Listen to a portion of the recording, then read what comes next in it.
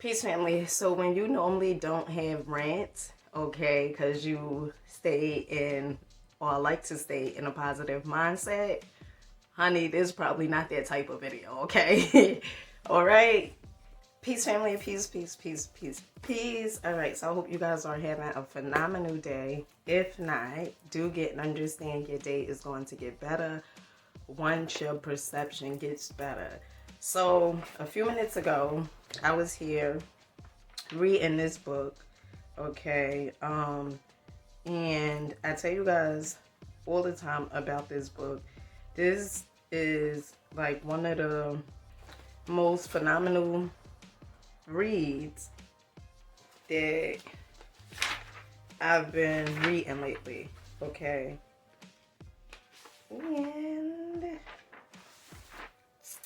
and that's why I came up with this title, Prisoner of the Mind.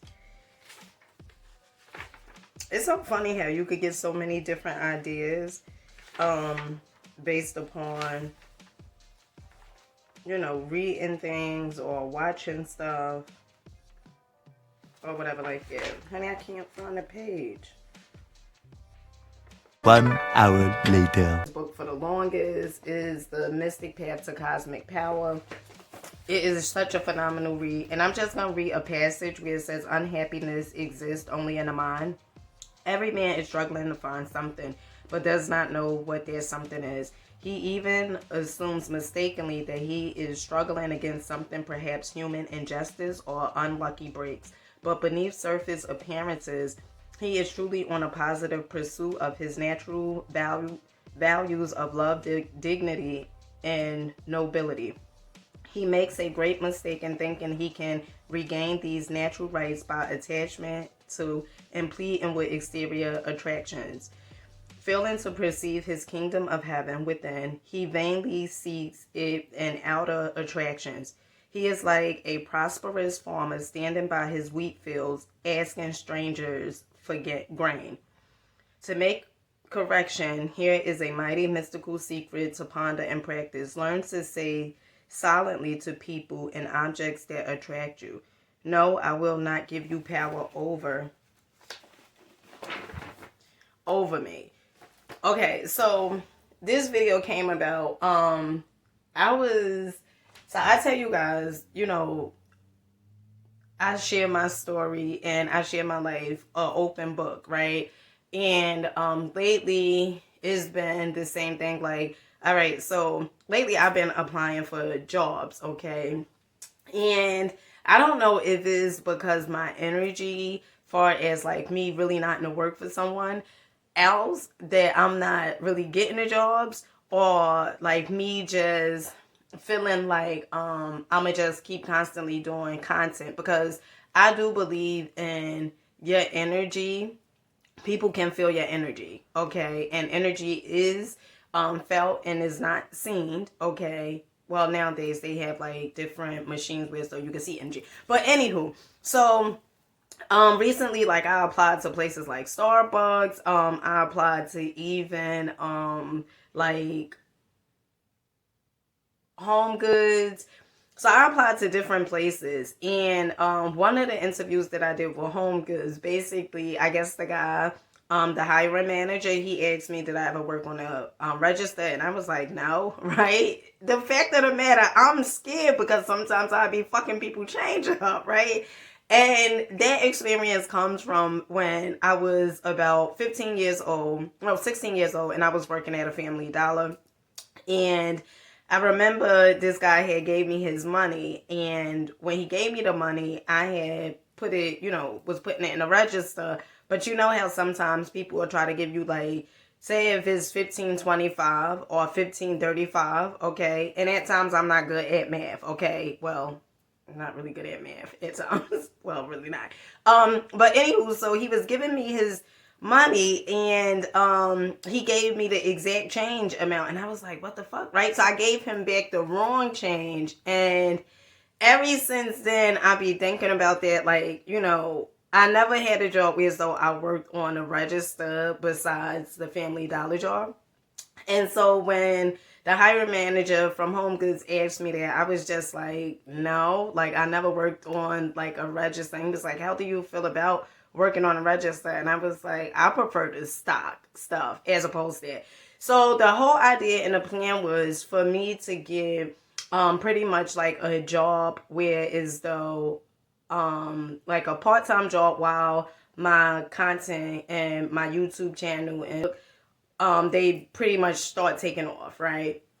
And so thinking about that, so my prior job before that was me doing Uber. Okay, and Uber was like something that I enjoyed most days, but then even afterwards, like I started getting frustrated with that because it felt like I was just pretty much thinking about the bills that I had to pay. It came to a point in time where as though it was like I felt like forced to, you know, do the job and, you know, pay the bills and stuff like that. And anytime I feel that way, is like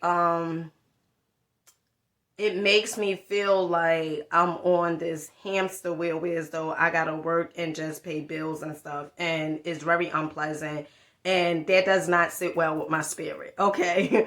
So now Dina, get to you know, prisoner of the mind.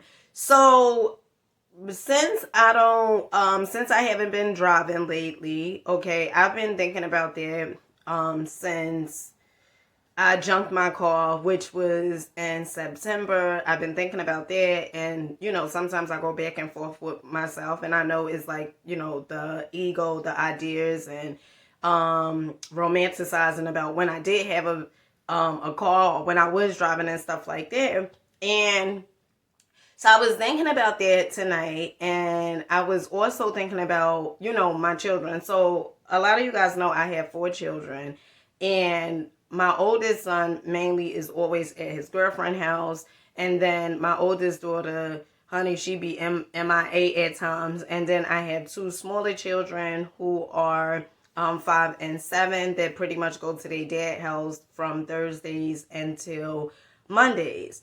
So I was thinking about it today, like how I'm pretty much by myself, right? And then I had like all these ideas of, you know, a lot of times we tend to sacrifice for our children, and then we feel like, you know, when they get older and stuff, like they really don't want to be bothered. Well, not really not want to be bothered, but they be in their own world because maybe they dating now and all these different things. And so while I was in my mind, okay, I started feeling like all these different emotions. And I always talk about expressing and not suppressing, because if whatever it is that you suppress, it creates depression, right? So what do I do in states like this, right? One, I talk to you guys about it. Okay, I talk to you guys about it. I also meditate, which I have not meditated since I woke up because I took a short nap. But I haven't meditated since this morning. And then I watch stuff that is cheerful, right? Like whether it's YouTube content where as though it's going to take me out of that state, or if I'm reading something like this. Honey, this book done been through it, okay? Reading something like this. But it's always good to talk about whatever it is that you're going through. Now, one of the people that I tend to listen to is Abraham Hicks, and one of the things she tends to say, do not keep on talking about things that you are experiencing if you don't want to keep on experiencing those same exact things, right? And so I was like kind of debating like if I should do this video or if I shouldn't do the video, but I felt like I need to express how I feel, okay? And so pretty much you guys are the only ones like really that I really talk to, right? Like I talk to my children or whatever it is like that. But mainly it would be me putting, I guess, like my feelings and stuff on videos and letting you guys know what I'm going through and how I'm feeling and stuff like that. I remember once upon a time, when I had told somebody what I was going through, that person was like, you gotta be mindful because, you know, if you feeling that way, like you could go into depression, right? And this is another misconception that, you know, people tend to have. So depression is not a bad thing, okay? It's basically your body is saying that you need deep rest because the role that you are playing, it is like your spirit is sick and tired of you playing this role, maybe a role of you acting like you jolly all the time or happy all the time when deep down inside you feel miserable or you feel like your life is falling apart or your life is shit, okay? But it's so important to express, even though you may be fearful of expressing how you feel because of what others may say. Honey, do be mindful that when you express it, energy, emotions are energy in motion, right? So when you expressing those emotions that you tend to feel, it's like you letting them out of your body, right? So that's one of the reasons why I come on here and I talk to you guys and stuff like that. But I just wanted to say, you know, whatever it is that you feeling, do understand it is, you know, you can change it, right? You can change it. But first you have to be aware of it and to not be a prisoner of your mind. One of the things that you have to understand is being authentic to you. It really truly matters.